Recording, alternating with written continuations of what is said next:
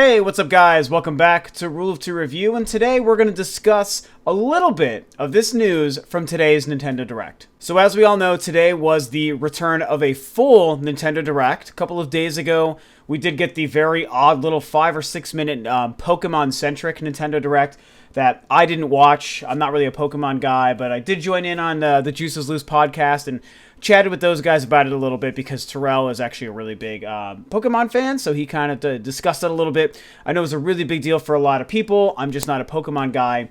So I was really excited when a couple of days after that, they actually revealed that a full Nintendo Direct was going to happen today, Thursday, March 3rd. Now, this was a unique Direct because no one saw it coming. Well, no one ever sees them coming, I guess I should say. But there's been so many rumors circulating around Starfox Zero that a lot of people thought, well, with the rumors about the delay and now this sudden Nintendo Direct and the game's supposed to be out in a month and a half, are they going to announce this rumored delay that everyone has been thinking about? And I'm happy to report that they did not do that. As it turns out, Starfox Zero is still officially confirmed to be coming out April 22nd, 2016, which is about a month and a half away. So I am super, super pumped for that. They revealed there's a couple of weird pieces of information around the game that I want to discuss. There was the Star Fox Slippy's Guard game announced as like a side retail release, I believe, which is what the old Project Guard game that Miyamoto had revealed 2014 E3 alongside kind of the Star Fox reveal when we didn't get to see the game. This weird sort of top-down strategic game using the gamepad in these creative ways. That has turned into a Star Fox-centric release that's going to also release alongside of Starfox Zero on April 22nd. And I don't really know that I care. It's a really cool kind of idea to do this.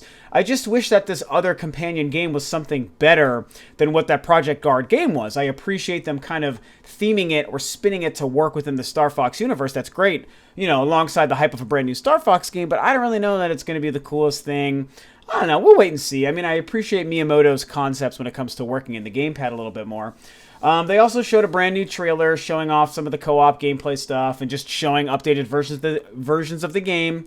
Miyamoto's been talking about how much improved the game is, over when it was first shown. And to tell you the truth, the fact that they, Nintendo, Miyamoto, Platinum Games, they're still ready to release this game on schedule, April 22nd, is great news. I fully believe that it's going to be the great game it's supposed to be. I think it looks fantastic from the trailers. I mean, I don't know what else there is to say. I think Star Fox Zero is going to be great. It's very reassuring and refreshing to hear that the game is not going to be delayed like some of the rumors were suggesting. I think that's gonna be awesome, man. I'm so ready for the return of Star Fox. You guys I'm quaking in my boots. I know Mizzy is probably thinking the same thing because he's also a huge Star Fox fan. But just goddamn, I can't wait for that game. So that's what's happening with Star Fox Zero, confirmed to still be coming out this year, next month in April. Now, of all the other news that came out today, of which there was plenty, most of it pretty good news, it seems. Monster Hunter Generations is going to be fantastic. Paper Mario on the Wii U was confirmed. The only other thing I really want to talk about in this short video is going to be Metroid Prime Federation Force and the fairly significant changes we seem to have seen from that game compared to when it was first showed last year at E3. So, we've all been wondering what's going on with Metroid Prime Federation Force. It was very polarizing, super big deal, very controversial, insane negative feedback. I was initially right alongside, right out of the gate, a couple of days after E3, I was very angry at that game for the same reason everyone else was.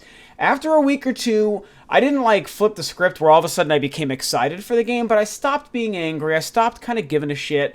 And I was just like, I'm just going to wait and see what this game turns into, and I know Metroid will come back the way it's supposed to eventually, so I became comfortable just waiting, and I let my anger go, and I was just like, well, it's just a dumb little side spin-off game, I don't really care.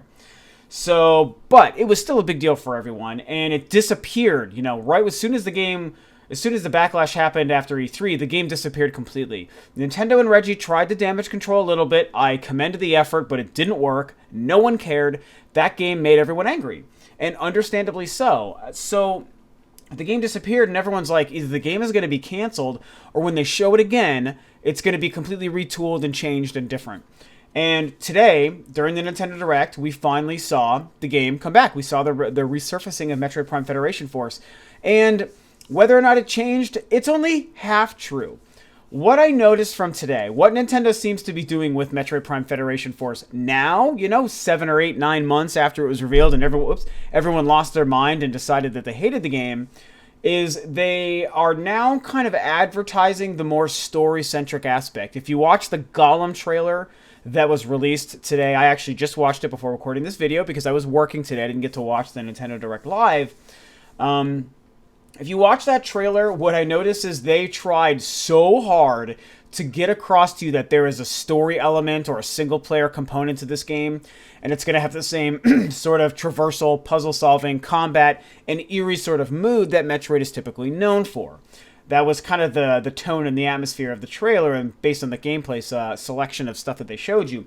Not to mention, they threw Samus Aran's name out there. They name-dropped her like 7 times. They kept saying, Samus Aran, Samus Aran. Just like when Samus Aran discovered this. Samus Aran is a part of the Federation Force. Your armor is modeled after Samus Aran. Samus Aran is amazing. So they kept doing that to basically feel like the sinew and the DNA connection to the Metroid universe and the Metroid Prime specific universe. And everyone's complaint was, it doesn't look like a Metroid game, there's no story, and there's no Samus.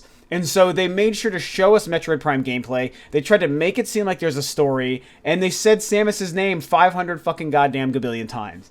And I commend the effort, you know, and in a way it kind of works. I'm not going to lie. Like, if I sort of like squinted my eyes and looked at the game, you know, this new trailer through a filter and didn't pay attention to like the amorphous stuff of how you're just these characters that don't matter and it's multiplayer and it's not truly a Metroid game, I was like, it actually looks kind of fun, and the environment looks cool, and it looks like 3DS gameplay of a Metroid game. And so, like, I appreciate what's going on there, you know. What I don't know is I think one of two things is happening here.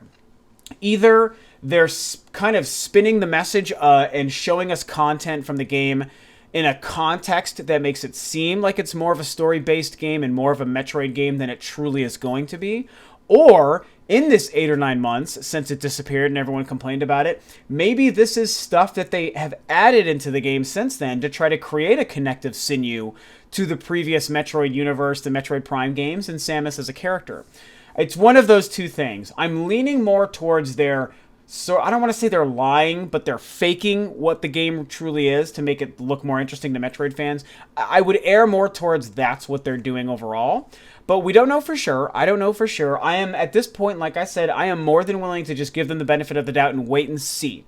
I'm going to wait and see what this game truly is once it's out, once Nintendo finally pulls the veil back on it and straight up tells us, once the game maybe releases and reviews tell us, yes, this game is great for these reasons, and if you're a Metroid fan, you'll love it for these reasons. If I hear that, I'm going to buy it and support it because I love Metroid and I want Metroid to come back, so I'm happy to do so if it makes sense.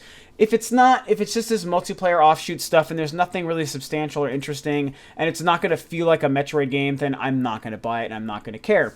But I do think it's a curious case seeing what Nintendo has done with this game. Whether or not, like I said, it's something where they're lying about the content to make it seem like something it isn't, or if they've added this content and have been listening to gamers and responding to the complaints and making this game more appropriately a Metroid game, we're going to have to wait and see. I think it's going to be very curious, but I do want to hear your guys' thoughts. So, you know, short video, just a couple of things from today's massive Nintendo Direct I'm talking about. Starfox Zero is officially coming out next month, not delayed. What do you guys think of it? What do you think of the new trailer? Are you stoked just like I am to see that the game is still on track, coming out in a month and a half? Oh my god, I'm going to take off like a long weekend for that game. I will absolutely take time off to play Starfox Zero. So what do you guys think about what we saw from that game today? And what do you think about Metroid Prime Federation Force?